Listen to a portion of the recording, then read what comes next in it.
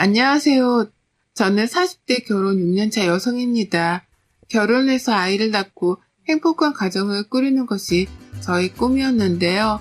그런 저희 부부의 가슴에 대못을 박은 시어머니와 형님의 이야기를 들어보실래요?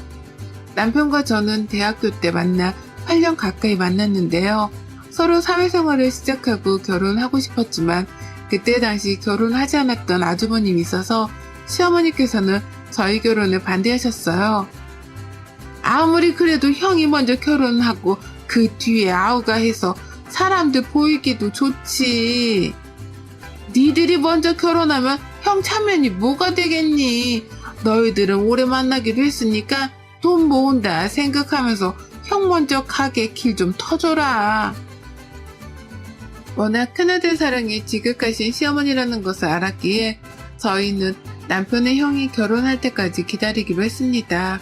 하지만 갑작스럽게 시할머님의 병세가 악화되면서 상황이 달라지게 되었죠.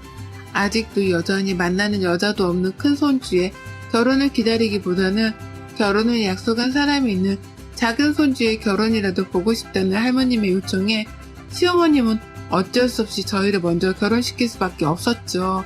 그와 아주버님이 결혼할 때까지 한 번씩 제게 하셨던 말들은 모두 칼이 되어 저의 가슴을 베곤 했습니다. 특히 아주버님이 승진이 안 되기라도 하면 회사에서 능력을 인정받은 남편을 향해 혀를 차곤 했는데요. 그러면서 시어머니는 늘 같은 소리 반복하시곤 했습니다. 자고로 집안이 대대손 돈 잘 되려면 장남이 잘 되어야지 차남이 잘 되어봤자 아무짝에 쓸모가 없다면서요. 그런 시어머니의 이야기를 듣고 있으면 저나 남편은 마치 주인이 된 것 같은 기분이 들곤 했죠. 남들은 둘째 아들이 잘 나가서 좋겠다 하는데 그런 속 없는 말이 어딨냐? 애미야 안 그러냐? 누가 뭐래도 우리 집 기둥은 큰아들 아니냐 말이다. 그때 할머님만 건강했어도 니들이 먼저 결혼을 안 했을 텐데 말이다.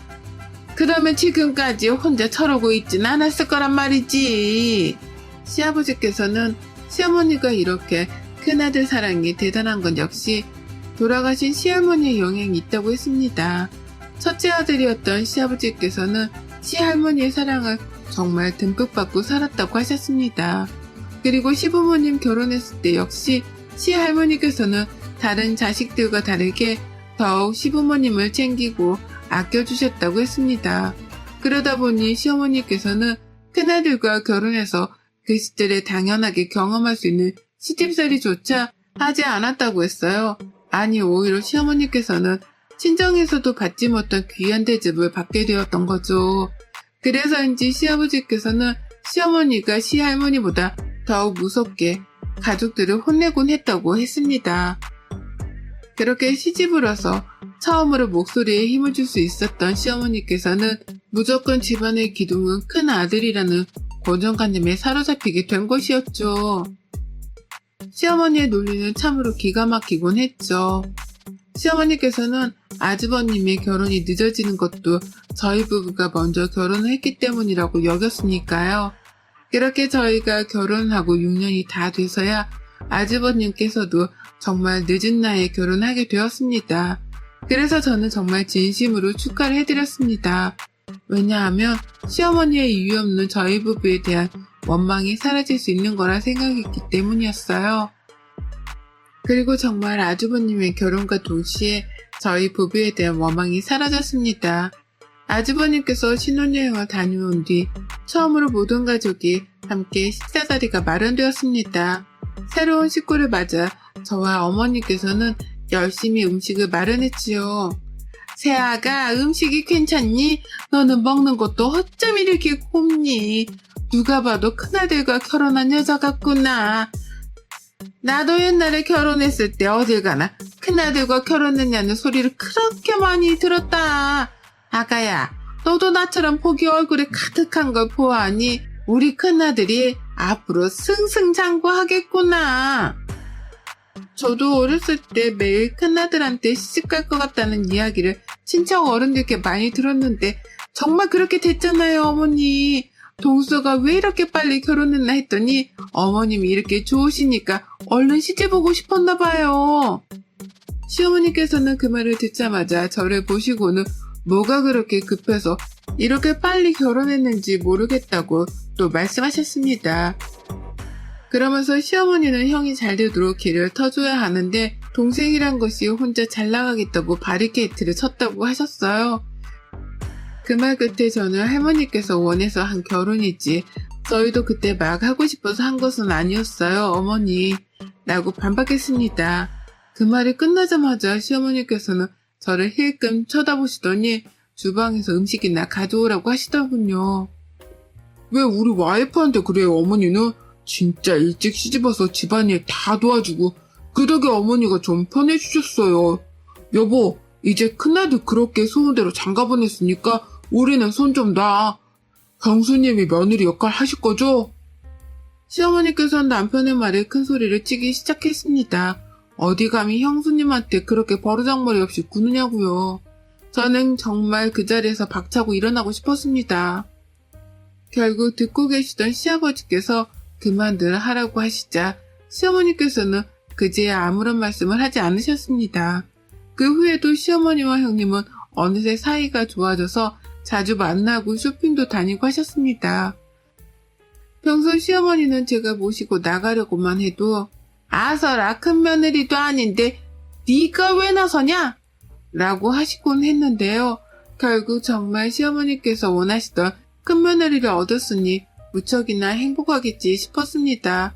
그렇게 더욱 편안해질 거라고 생각했던 시어머니는 전혀 다른 방향으로 저희를 바라보시게 되었습니다. 결혼 6년 차로 임신을 위해 노력을 하고 있음에도 쉽게 아이가 생기지 않아 걱정이 많았던 시기였습니다. 그리고 그런 저희 부부의 고민은 양가 부모님 모두 알고 계셨죠. 둘째야, 너 이번에 그 뭐냐? 인공 시험가? 뭐 그거 한다고 하지 않았니? 네, 맞아요, 어머님. 그런데 이번에는 하지 않으려고요. 그래, 잘 생각했다. 그게 그렇게 여자 몸을 아프게 한다더구나. 그렇게까지 해서 애를 낳았겠니? 네 몸 상하잖니? 그래, 안 한다니 다행이구나. 나는 지난번에 네가 한다고 해서 어떻게 하나 싶어 전화를 했는데 안 하는구나. 알겠다. 저는 평소 저희 부부에게 이세 계획에 대해 물어보지 않으셨던 시어머니께 갑자기 인공수정에 대하여 물어보시는 것이 의아했습니다. 그러나 정말 제가 걱정이 되어 물어봤다는 생각에 감사하기까지 했지요. 시어머니께서 정말 왜 물어보셨는지 그 진심을 알기 전까지는 말이죠. 하루는 아주버님과 우리 부부 그리고 시부모님과 함께 식사를 하는 자리였습니다. 그 자리에서 아주버님의 나이가 있는 만큼 형님이 인공수정을 준비하고 있다는 소리를 들었습니다.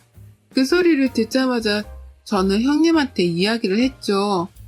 형님, 어머니께서 그거 안 좋다고 꼭 그렇게까지 해서 아이를 낳아야겠냐고 하시더라고요.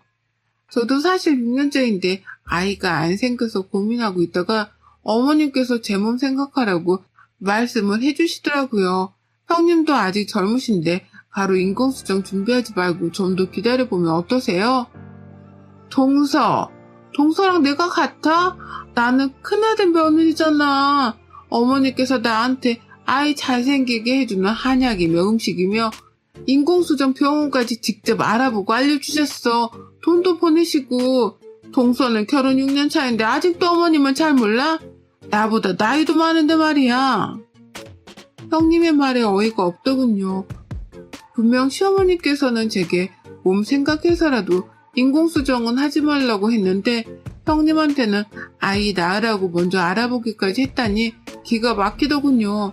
그런데 저와 형님의 이야기를 듣던 시어머니께서는 오히려 제게 역정을 내셨습니다.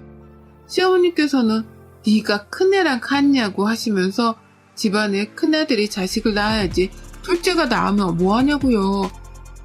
만에 하나라도 큰애가 아이를 낳기 전에 둘째 네가 임신이라도 덜컥 해봐라. 그러면 세상에 형의 자식이 동생 자식에게 형, 누나 라고 불러야 하지 않냐? 이런 거지 같은 족보가 어딨냐? 너는 큰애가 임신하기 전까지는 애 낳을 생각도 말아라. 시어머니께서는 제게 형님이 임신하기 전까지는 임신하지 말라면서 제가 유일하게 잘한 일이 아이를 못 가진 일이라고 하시더군요. 시어머니의 그 말을 듣고 있던 저는 그동안 아이를 갖고 싶어 했던 제 마음이 북받쳐 울면서 소리를 쳤습니다. 저는 시어머니께 정말 해도 너무하신다고 했습니다. 아무리 둘째 아들이고 둘째 며느리라고 해도 어머님이랑 함께한 세월이 있는데 어떻게 그렇게 모질게 말씀을 하실 수 있냐고요.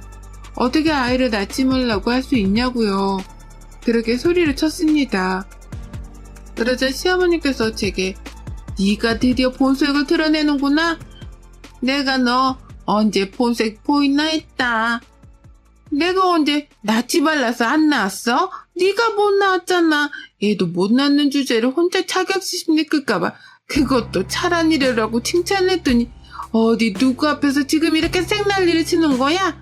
아주 못돼 먹은 것. 이라며 욕설을 퍼부시더군요. 정말 그만 좀 하세요, 어머니. 저 살면서 형 그림자라도 밟으면 형 앞게 막는다고 그렇게 저를 잡더니 이제는 저도 모자라서 이 사람한테까지 그래요. 그렇게 저희가 못마땅하면 저희를 차라리 보지 마세요. 이게 지금 어디서 건방을 떨어? 야, 이 자식아, 네가 지금 어머니한테 대들어? 어머님 말씀 뭐 토시라도 틀린 말 있어? 재수씨, 뭐가 그렇게 서운해요? 시어머니가 충분히 말할 수 있는 말 아니에요? 재수씨가 아이를 못 낳은 것을 왜 어머니 탓을 해요? 그리고 언제 어머니가 낳지 말라고 했어요? 우리가 먼저 낳고 그 다음에 낳으라고 한 걸 가지고 이 난리를 치고 가족 모임자리를 시장통으로 만들고 말이야. 재수씨 그렇게 안 봤는데 다시 봤어요? 아주버님 말씀에 저는 정말 화가 나더군요. 그래서 저는 아주버님께 말했습니다. 시어머니께서 제게 전화를 해서 인공수정 하지 말라고 했다고요. 그러면 첫째 아들보다 먼저 아이를 가질까봐 그런 것을 마치 제 걱정하느라 그런 것처럼 말했다고요. 그래서 너무 억울하고 분하다고요. 그러면서 저는 시어머니께 말씀드렸습니다. 저도 아이 가질 준비할 거라고요. 그렇게 말씀드리고 저와 남편은 그 식사 자리를 박차고 나왔습니다. 그 일이 있은도 사실 마음이 편치 않았습니다. 아무리 그래도 모든 가족이 있는 앞에서 울고 소리를 지른 것이 역 마음에 걸렸죠.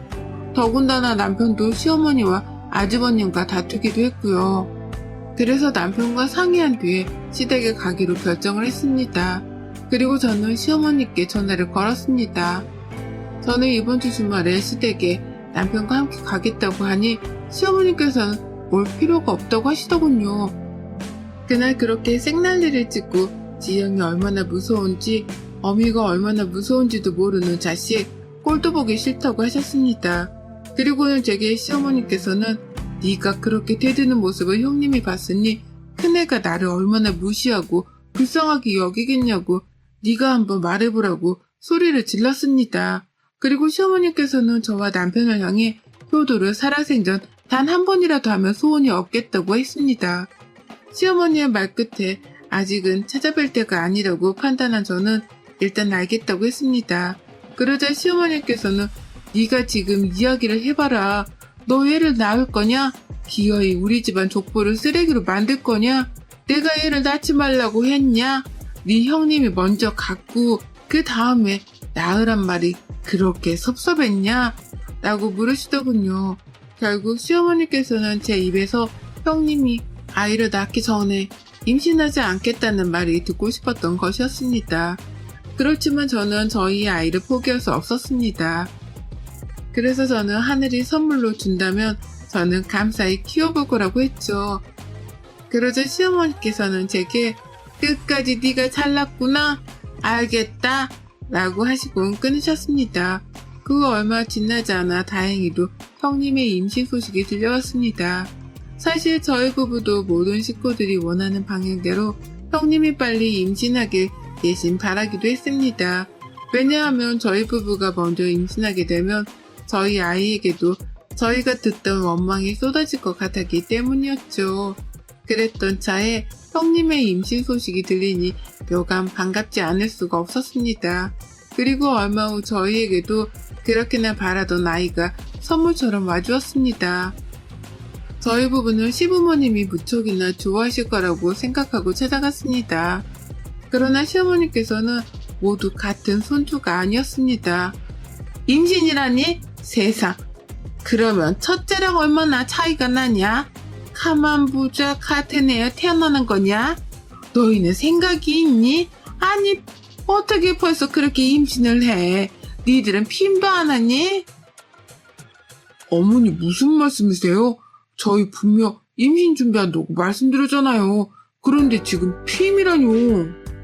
시어머니께서는 저와 남편에게 조카가 생겼으면 조카를 이뻐하고 사랑해줄 생각을 해야지 어떻게 그런 생각조차 하지 않고 덜컥 임신부터 냅다 할 생각을 하냐고 역정을 내셨습니다. 시어머니의 그 말에 저는 더 이상 듣고 있을 수가 없었습니다. 그래서 저는 시어머니께 아무리 그러셔도 어머니 손주가 뱃속에 있는데 그렇게 말씀하시면 안 되시지 않냐고 했습니다. 그러자 시어머니께서는 제게 내가 언제 둘째나 손주 원했냐? 니들이 싸질러 놓고 왜 나한테 난리를 피우냐? 축하라도 해줘야 하냐? 라고 하시더군요. 정말 남편과 아주버님 둘 다 시어머니께서 낳은 자식이 맞는지 의심스러울 정도였습니다. 시어머니의 날카로운 말들에 남편은 할 말을 잃었고 더 이상 이 자리에 있을 필요가 없다고 했습니다. 그렇게 저희 부부는 축하가 아닌 비난만을 받아야 했습니다. 그 일이 있은 후 저희는 오로지 저희 가족만을 생각하기로 다짐했습니다. 무슨 일이 있어도 우리 가족만 행복하면 된다고 생각을 다잡았어요. 하지만 시어머니와 아주버님 그리고 형님은 그런 저희의 생각조차 모조리 부서뜨렸습니다. 시어머니와 아주버님 그리고 형님이 저희 집에 찾아왔어요. 그리고 차마 입에도 담기 끔찍한 이야기들을 너무나 당연하게 쏟아냈습니다. 내가 그때 그러고 니들이 돌아간 뒤 많이 생각해봤다. 그래 니들도 결혼한 지 6년이 지났으니 얼마나 아이가 갖고 싶었겠냐. 내가 그 마음을 몰라줬다. 미안하다. 시어머니는 처음으로 저희에게 사과를 하시기에 그 말 한마디에 저희 부부는 그동안의 서름이 쏟아져 눈물을 흘렸습니다. 그러나 그 말의 진실이 무엇인지 알게 되기까지 오래 걸리지 않았습니다. 내가 그래서 계속 고민을 했는데 둘째 너희는 6년 동안 이렇게 둘이서 깨벗고 살았는데 포기가 필요하냐? 형이야 결혼하자마자 아이를 가졌으니 상관없다만 니들은 힘들지 않겠냐? 그래야 너는 일도 바쁘고 그러면 재수씨 혼자 독방 육아인데 재수씨 감당할 수 있겠어요? 사실 애 키우는데 돈이 엄청 들잖아. 그런데 한 집안에 그것도 동시에 같은 애 둘씩이나 낳는다는 것이 잘 생각해봐. 무슨 말이 하고 싶은 건데요, 어머니? 시어머니는 저와 남편의 눈치를 보더니 이내 듣고도 믿을 수 없는 말씀을 하셨습니다. 시어머니는 저와 남편에게 아이를 포기하는 것이 좋겠다는 말을 했습니다. 그런 말을 한 것 자체가 기가 막힌데 그 이유는 더욱 기가 막혔죠. 시어머니는 앞으로 아주버님 아이들이 커가는데 온 집안이 신경을 써야 한다고 하셨습니다.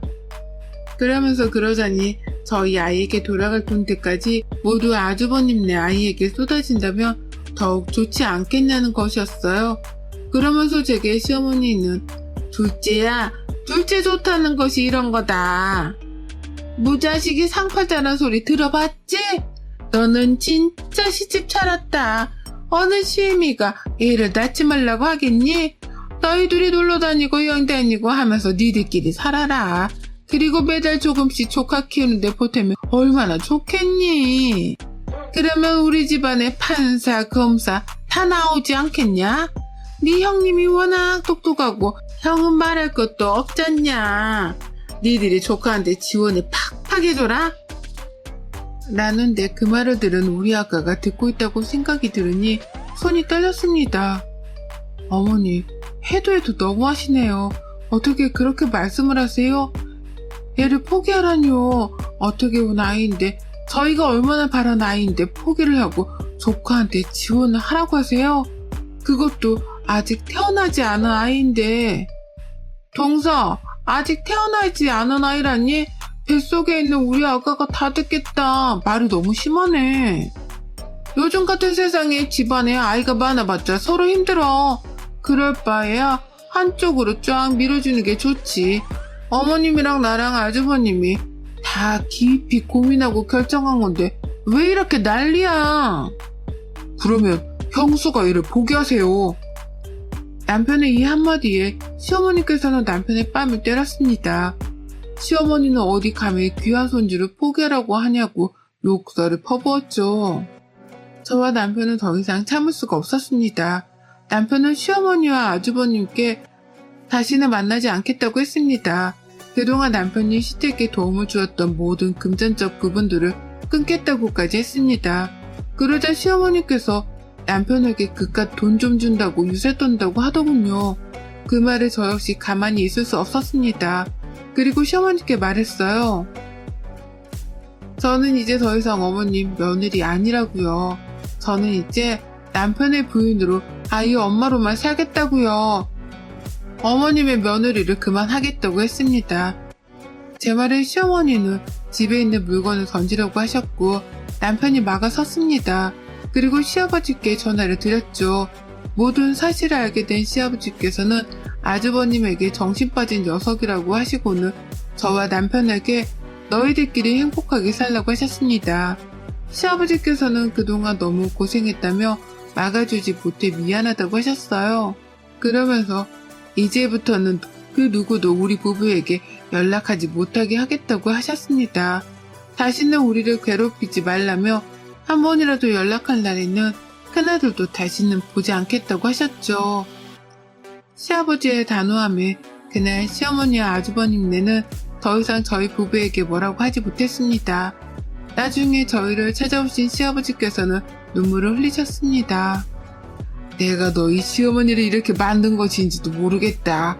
내가 너희 형을 이렇게 만든지도 모르겠다. 그래서 내가 그냥 모른 척 했다, 비겁하게. 그런데 이제는 내가 너희 지켜주마. 너희는 그동안 충분히 잘했다. 이제는 그만해도 된다.